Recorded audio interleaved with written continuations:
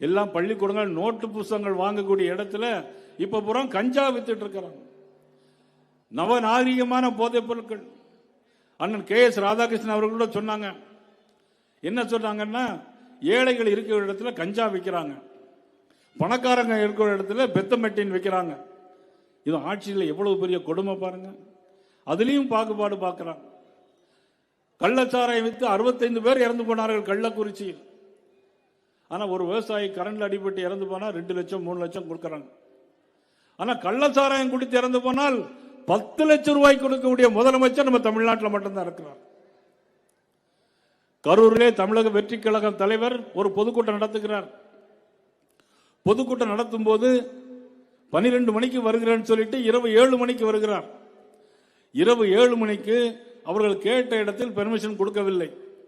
ஒரு சிறிய இடத்தில் கொடுத்ததனால் அவர் வந்தவுடனே மைக்க பிடிச்சு பேசுறார். 10 ரூபா பாட்டிலுக்கு 10 ரூபா பாட்டிலுக்குன்னு பேசுறார்.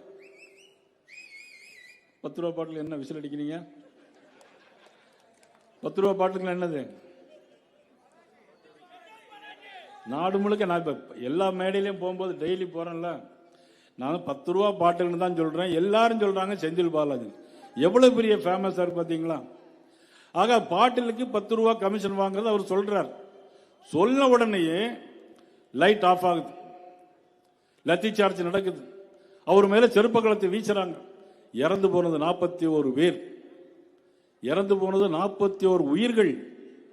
பச்சிளம் குழந்தைகள், 3 வயது 10 வயது குழந்தைகள் தன்னுடைய பெற்ற தாய் வயிற்று முன்னாலே நசுங்கி எல்லோரும் மிதித்து போய் அவருடைய உயிர் போகக்கூடிய காட்சி பரிதாபமான காட்சி.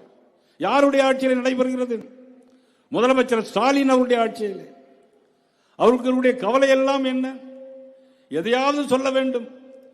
இந்த நாட்டில் சிறுபான்மை மக்களுடைய வாக்குகளை வாங்குவதற்காக பெரும்பான்மை மக்களை அவமதிக்கிற ஒரு அரசு இந்த அரசு.